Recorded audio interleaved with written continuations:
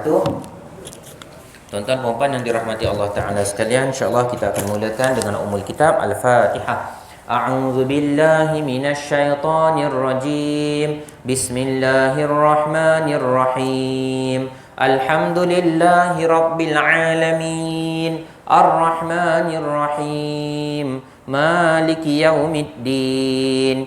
Iyyaka na'budu wa iyyaka nasta'in. Ihdinas siratal mustaqim. Siratal ladzina an'amta 'alaihim ghairil maghdubi 'alaihim waladdallin. Amin. Alhamdulillahi rabbil alamin wassalatu wassalamu ala asyrafil anbiya'i wal mursalin sayyidina Muhammadin wa ala alihi wa sahbihi ajma'in. Rabbi shrah lana sudurana wa yassir lana umurana wahlul 'uqdatam min alsinatina yafqahu aqwalana. Rabbana iftah bainana wa baina qaumina bil haqqi wa anta khairul fatihin. Wala haula wala quwwata illa bika ya arhamar rahimin. Amma ba'd.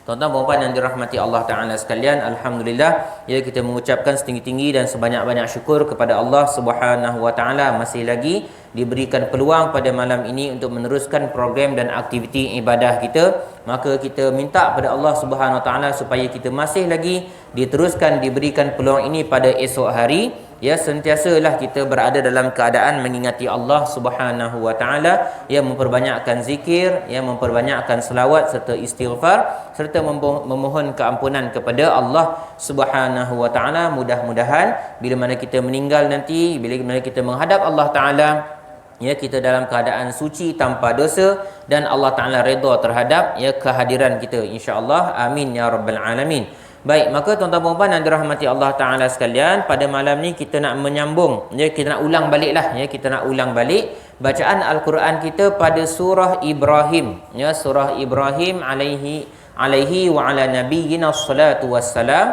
daripada muka surat 256.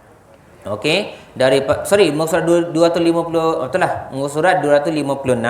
Saya tertengok kat tangan kanan ni pula. Ya, muka surat 256 sebelah kiri, ya. Muka surat sebelah kiri kalau mushaf Rasam Osmani yang standard, ayat yang panjang tengah-tengah muka surat tu.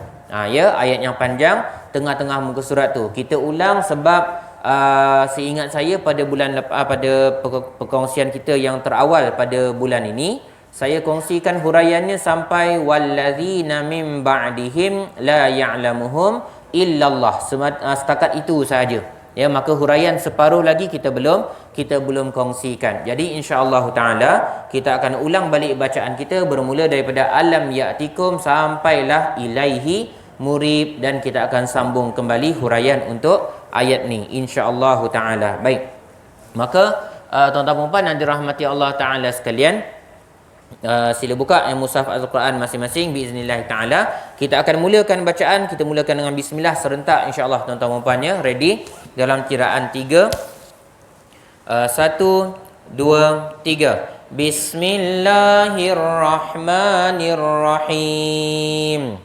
Alam ya'tikum naba'ul ladzina min qablikum qaumi Nuhin wa 'adin wa Thamud walladzina min ba'dihim la ya'lamuhum illallah ja'atuhum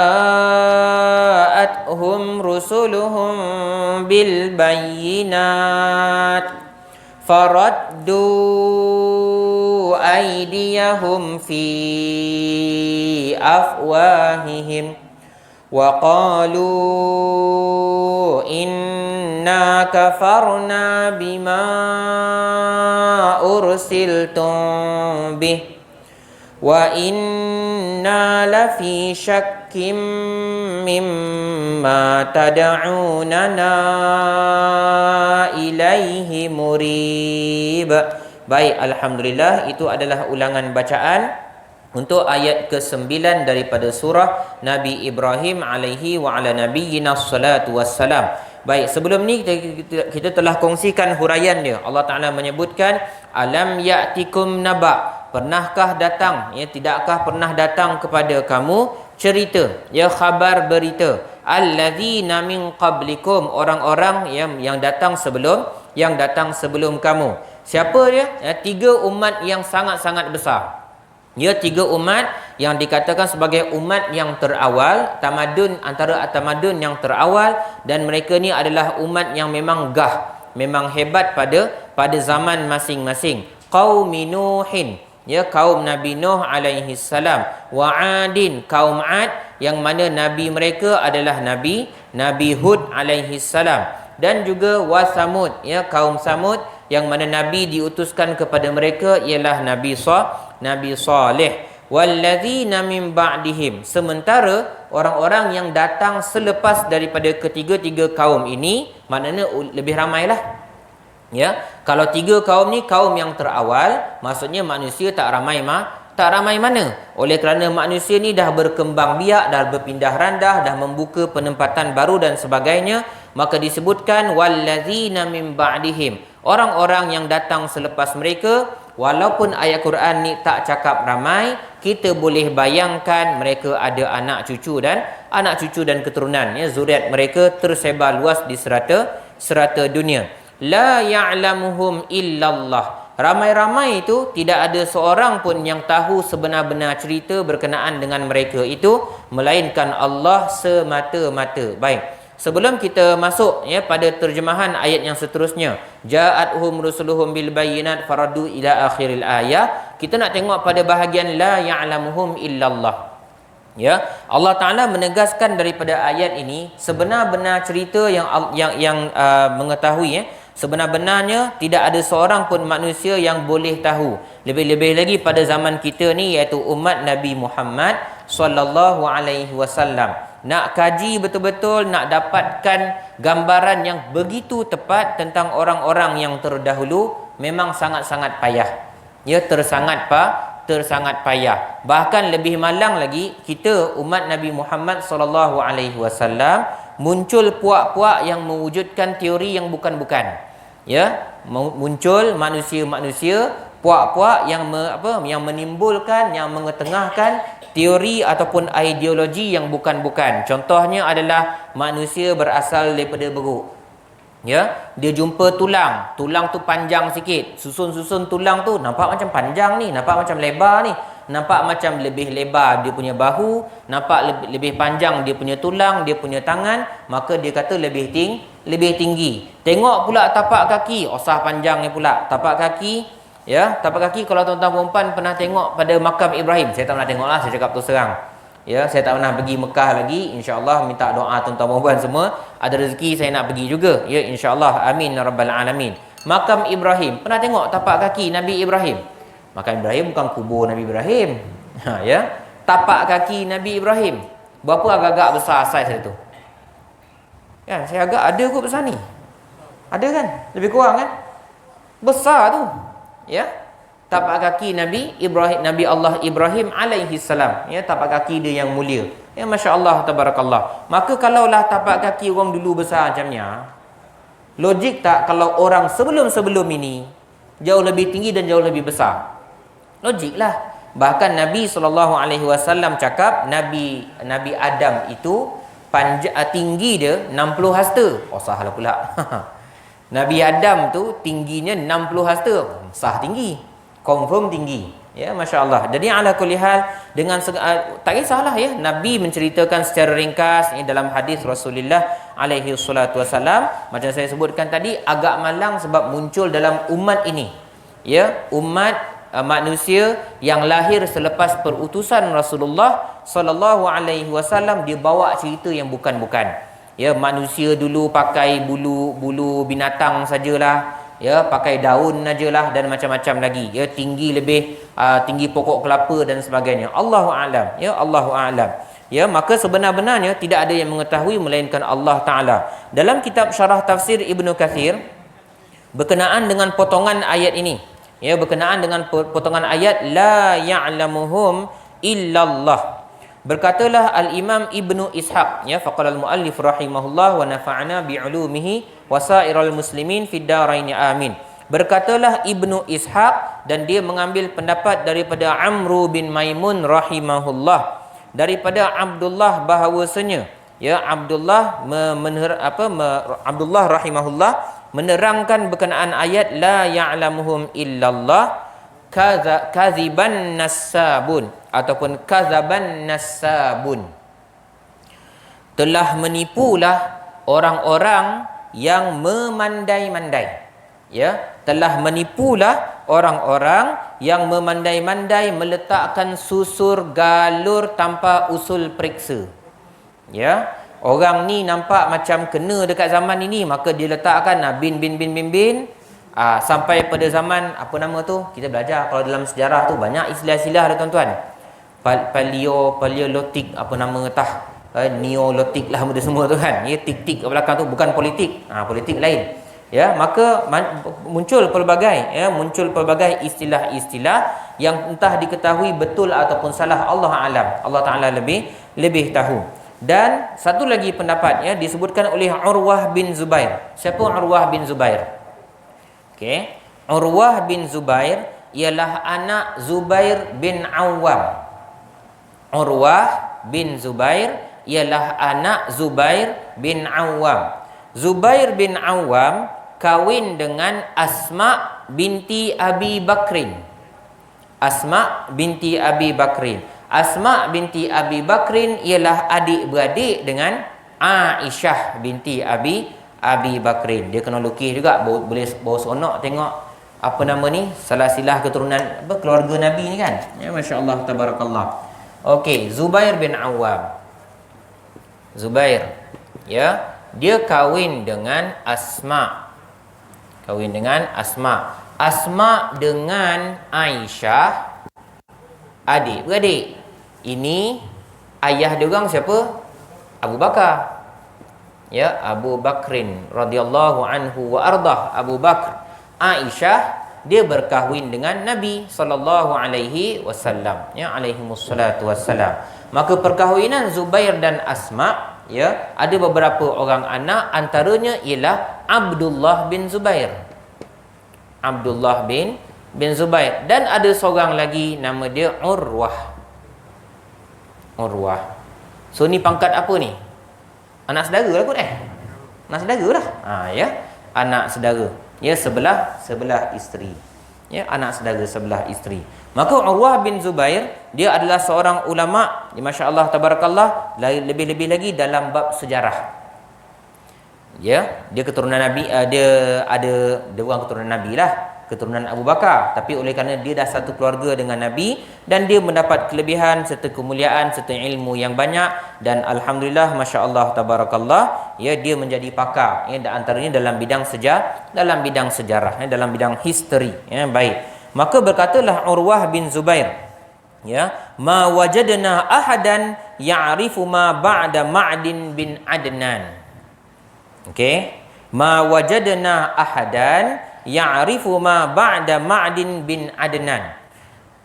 Kami tidak pernah menjumpai pada zaman itulah, ya, Urwah bin Zubair, ya, mengatakan bahawa kami tidak pernah berjumpa dengan mana-mana orang, mana-mana individu yang mengetahui salah-silah keturunan lebih atas daripada Ma'ad bin Adnan.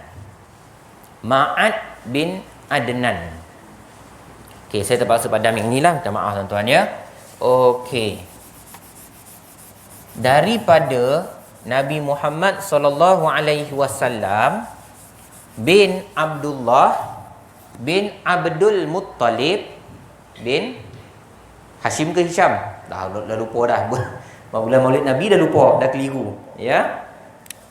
Nabi Muhammad alaihi salatu wassalam, ya, bin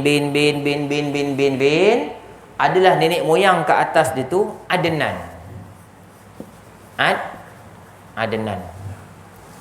Atas tu, ya, ada yang kata 5 tangga. Ada yang kata 3 tangga, ada yang kata 4 tangga sampai kepada Ismail.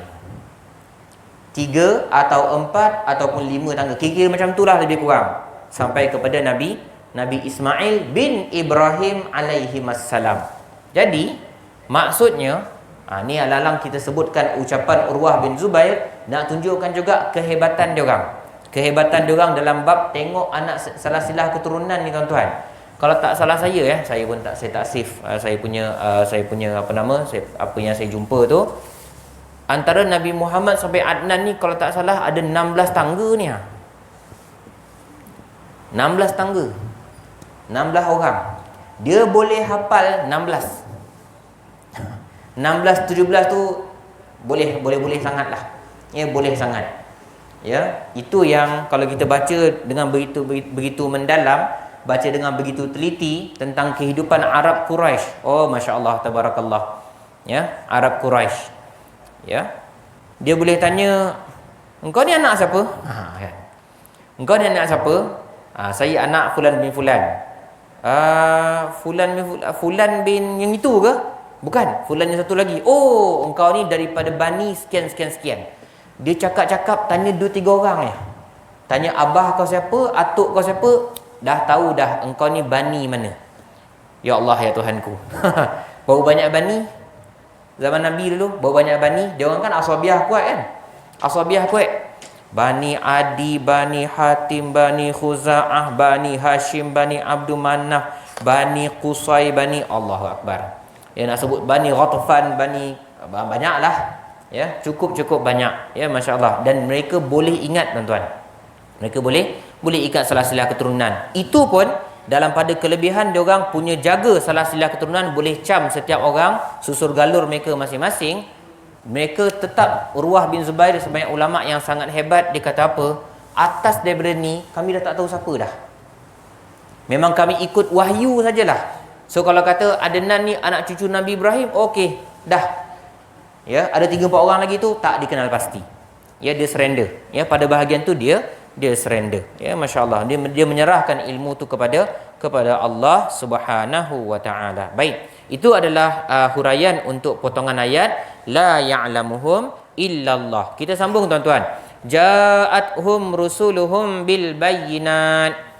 Ya, telah datang utusan-utusan Allah Ta'ala membawa risalah, membawa ajaran tauhid, membawa wahyu, yang membawa syariat daripada Allah Subhanahu wa Ta'ala bil bayyinat, dengan keterangan-keterangan yang jelas, yang nyata. Hari itu kita baca pada ayat apa tuan-tuan? Kita baca pada ayat nombor 4 tuan-tuan kan? Ya, wa ma arsalna mir rasulin illa bilisani qaumihi. Kita kaitkan ayat nombor 4 ni dengan ayat nombor 9. Setiap Nabi yang dapat wahyu, dia akan berusaha sehabis mungkin untuk memahamkan dia punya masyarakat pada waktu tersebut. Dia akan terangkan, dia akan tunjuk mukjizat dan sebagainya lah, kalau Allah Ta'ala bagi mukjizat. Faraddu aydiyahum fi afwahihim. Baik, yang potongan yang atas tadi tu, ja'atuhum rusuluhum bil bayyinat, itu simple saja. Huraian dia pendek saja. Apa yang menjadi satu kepelikan dalam ayat ini? Satu keunikan. Orang Arab sendiri berhempas pulas nak cari maksud faraddu aydiyahum fi afwahihim. Faraddu aydiyahum fi afwahihim. 4 perkataan tuan-tuan. 1 faraddu aydiyahum, 2 fi, 3 afwahihim. Kalau ikut terjemah bulat-bulat, saya nak tengok terjemahan kat sini. Okey, bagus juga terjemahan ni. Mereka menutupkan. Mereka menutupkan tangannya ke mulutnya. Mereka menutupkan tangannya ke mulutnya. Kalau Quran terjemahan saya, kejap lagi saya bacakan dia punya tafsir dia. Quran terjemahan saya, dia tulis dekat sini, mereka meletakkan. Yang ini betul. Ya, yang ini betul. Bukan saya kata itu salah, tak ada. Tafsiran lain-lain, tak apa. Kejap lagi ada 5 tafsir. Kejap lagi ada 5 tafsir. Alright? Tak salah kita bincang bab-bab terjemahan sangat, ya. Mereka meletakkan tangan mereka ke mulut mereka. Baik. Tuan-tuan dan puan yang dirahmati Allah Ta'ala sekalian, sebahagian ulama tafsir memasukkan ungkapan ini sebagai gharibul Quran. Ungkapan pelik. Ungkapan yang tak berapa jelas. Ya, ungkapan yang tak berapa jelas. Terjemahan memang nampak simple. Tapi apa maksud dia yang sebenar? Tu yang nak tahu tu. Baik, saya bacakan ya. Dia ada 1, 2, 3, 4, 5 tafsiran dekat sini. Pendapat yang pertama, tafsiran yang pertama, maksudnya bila nabi-nabi ni, bukan Nabi Muhammad saja, semua nabi. Ya, tak kisahlah mana-mana nabi pada zaman masing-masing. Bila nabi tu berdakwah, jangan buat macam ni, benda ni tak elok, tak molek orang mandang. Ya, kita kena bersama-sama, kita ni kena buat baik sesama jiran dan sebagainya lah, bla bla bla bla bla, cakap-cakap. Dia orang buat macam mana tuan-tuan? Asyaru ila afwahir rusul bi amrihim bis sukuti anhum lamma da'ahum ila Allah azza wa jalla. Orang-orang yang degil ni, dia tunjuk dekat mulut Nabi, diam. Tu tafsir nombor 1.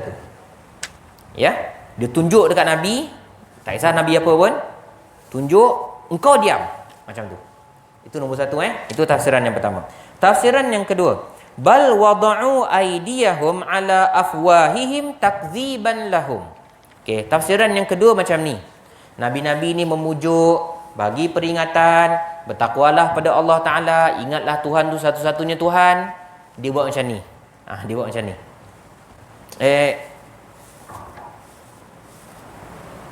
Faham tak? Mengejek. Dia ejek. Kalau kita bawa anak kita ke, cucu kita ke datang masjid dan dia orang main-main, kan? Kita cakap, dik. Kita buat macam ni tak apa, betul? Ya, kita nak menjaga kemaslahatan, betul? Kita nak jaga keteraman solat, betul? Memang patut pun. Kita ajak adab, ya? Sebagai bapa, sebagai atuk, sebagai pakcik, sebagai abang ke, sebagai orang besar, kan? Cakap adik, tak mau. Boleh lagi. Ini lain. Ini bab kurang ajar. Ya, ini bab kurang sopan sebab dia buat dengan Nabi. Ingat ya, saya sebut secara ringkas, setiap Nabi kedudukan dia dalam setiap umat dia lebih tinggi daripada mak bapak. Setiap Nabi dalam setiap zaman untuk terhadap umat dia, Nabi itu lebih mulia daripada bapa dia orang sendiri. Masya Allah. Ya, Masya Allah, tabarakallah. Ini ada dalam banyak-banyak ayat-ayat Quran yang lain telah menyebutkan perkara tersebut. Okey, itu yang dua. Itu tafsiran yang kedua. Dia letak tangan dia, tadi tunjuk kan? Tadi tunjuk, halakan kepada muka Nabi, suruh diam. Yang ini tangan dia orang, buh dekat mulut dia orang, suruh Nabi itu diam. Yang ketiga, bal huwa ibaratun an sukutihim an jawabir rusul. Okey, pendapat yang ketiga ni kata ini bukan ayat, ini bukan maksud sebenar. Ini adalah kita kata macam simpulan bahasa lah, macam peribahasa ataupun macam simpulan bahasa yang membawa maksud mereka berdiam diri. Ya, tangan letak dekat mulut, bukan tangan dia tak buat tangan macam tu. Dia diam aja. Nabi tu punyalah bersyarah, berterang, dia macam tu je lah. Macam tu. Ya, itu tafsiran yang ketiga. Tafsiran yang keempat. Ya, tafsiran yang keempat, addu 'alaiha ghaizan. Addu 'alaiha ghaizan. Bila Nabi bercakap, bila Nabi berdakwah, digigit jari. Yang ini saya memang payah betul nak menorang. Dia gigit jari. Ya, dia gigit jari. Ada ke orang kalau marah gigit jari? Ada ke? Hisap jari baby. Baby hisap jari. Ya, gigit jari. Bukan gigit kuku. Gigit kuku tu nak bersihkan kuku macam itulah. Ya, dia macam dia. Okey, tafsiran yang keempat ni tuan-tuan, ada satu ayat Quran sila buka sekejap. Tafsiran yang keempat ni dia sandarkan kepada firman Allah Subhanahu wa taala, addu alaikumul anamila minal ghaiz. Ya, pada surah Ali Imran. Ya, pada surah Ali Imran muka surat 65 tuan-tuan. Kita tengok kejap saja. Bukan semua tafsir ini ada sandar dia adalah ayat Quran dia masing-masing, tapi yang ini saja yang saya bawakan, satu-satunya ayat Quran sebagai sandaran. Ayat nombor 119 muka surat 65. Surah Ali Imran juzuk yang keempat muka surat 65. Ayat dia 119. Kalau setengah muka surat tu bawah. Ya, betul-betul tengah-tengah muka surat bawah dia. Ha antum ulai tuhibbunahum wa la yuhibbunakum wa tu'minuna bil kitabi kullih wa idza laqukum, apabila mereka berjumpa dengan kamu, qalu amanna. Ni perangai orang munafik tuan-tuan. Wa idza laqukum qalu amanna. Bila mana orang munafik jumpa orang beriman, dia kata, "Oh, kami pun sama-sama beriman, kami pun sembahyang juga. Ya, kami pun puasa juga, kami pun bayar zakat juga." Qalu amanna wa idza khalau, bila diorang belah, bila para sahabat sudah tidak bersama lagi dengan golongan munafik, addu alaikumul anamila minal ghaiz. Mereka menggigit jari. Tu yang saya kata tu, ya, saya boleh bawakan ayat Quran dia, tapi saya pun tak dapat nak terangkan budaya orang Arab dekat sini. Kita kata kalau dalam bahasa Melayu, tuan-tuan, saya tolong bagi respon lah. Tolong saya mohon bagi respon. Dalam bahasa Melayu kita, gigit jari ni apa maksud dia? Melepas tak? Melepas. Bukan melepas dalam jamban. Kecewa, fras. Gigit jari. Betul? Ya, elok-elok berkapal, kita tengok lah kahwin dengan orang lain. Gigit jari lah kau. Tu yang saya tahu lah. Kalau saya salah, minta maaf. Saya dah lama tinggal SPM. Ya. Jadi gigit jari ni ungkapan orang Melayu, kita kata hasrah. Ya, iaitu rasa menyesal, rasa kecewa. Tapi dalam Allah Ta'ala alam lah. Dalam ungkapan ayat Quran, itu adalah isyarat menunjukkan rasa geram. Ya, menunjukkan rasa marah ataupun rasa geram yang disimpan dalam hati. Ya, masya-Allah, tabarakallah. Alah tuan-tuan, kalau nak cakap pasal budaya lah, ya, cakap pasal budaya bercakap, gaya isyarat tangan, ya. Orang Melayu dengan orang Indonesia je yang ada, ya. Orang Malaysia je ada lah ni. Lah. L-E-H, lah. Kau nak pergi mana ni? Nak pergi sekolah? Lah. Nak pergi mana ni? Nak pergi masjid? Lah. Orang Melayu je. Try cakap orang putih lah macam tu. Tak ada faham dia. Ya. Ya, masya-Allah. Ya, dan saya pun teringat kalau kat Mesir dulu, kita cakap relax ke? Tangan kita relax. Harap kalau bercakap, la haula wala quwwata illa billah, dengan tangan-tangan bergerak-gerak. Senyap. Kau percaya tak cakap dia ni? Macam tu, faham tak? Tangan tu mesti gorak sekali. Jadi bab budaya-budaya ni Allah alam dah. Saya surrender lah kot, ya. Saya cuma boleh bacakan dia punya tafsir sahaja. Ya, masya-Allah, tabarakallah. Okey. Tak apalah tu. Okey, tu baru tafsir yang keempat, tafsiran yang kelima, qala Mujahid bin Jabar Al-Makki rahimahullah, Muhammad bin Ka'ab dan juga Imam Qatadah rahimahumullah jami'an. Maksudnya annahum kadzabuhum wa raddu alaihim qaulahum bi afwahihim. Ini lebih kurang sama macam nombor 3 tadi. Ini adalah simpulan bahasa sahaja. Ya, Imam Mujahid, Imam Muhammad bin Ka'ab dan juga Imam Qatadah kata ini adalah simpulan bahasa ataupun peribahasa yang membawa maksud setiap kali Nabi itu bercakap, dia orang jawab. Orang kata menjawab menjawab. Kan? Orang kata membahasakan Nabi itu balik. Ya, masya-Allah, tabarakallah. Nabi itu kata jangan buat macam ni. Alah engkau aja yang betul. Contoh macam itulah kan. Ini contoh ni pun ada banyak dalam Quran, tuan-tuan. Contoh ni pun ada banyak dalam Quran. Saya bagi contoh satu. Tuan-tuan puan-puan boleh tengok, nak ambil contoh siapa? Nak ambil contoh Nabi Musa ke Nabi Lut? Okey, kita ambil contoh Nabi Lut lah. Ya, kita ambil contoh Nabi Lut alaihi salam. Innahum unasun yatatahharun. Unasun. Ya, baik. Tuan-tuan puan-puan boleh tengok daripada surah, ya, daripada surah Al-A'raf. Ya, daripada surah Al-A'raf juzuk yang ke-8, muka surat 161. Yang ini dah kira hujung juzuk 8 sebelum masuk juzuk 9. 162 dah masuk juzuk 9. Tuan-tuan puan-puan boleh tengok muka surat 161, ayat paling atas, senang nak cari. Okey. 161. Muka surat 161 ayat 82, tuan-tuan. Ya, ayat nombor 82. Wa ma kana jawab qaumihi, dan tidak adalah jawab kaum dia, kaum Nabi Lut alaihi salam, illa an qalu, melainkan kaum Nabi Lut ni, kita tahulah perangai diorang yang tak senonoh tu.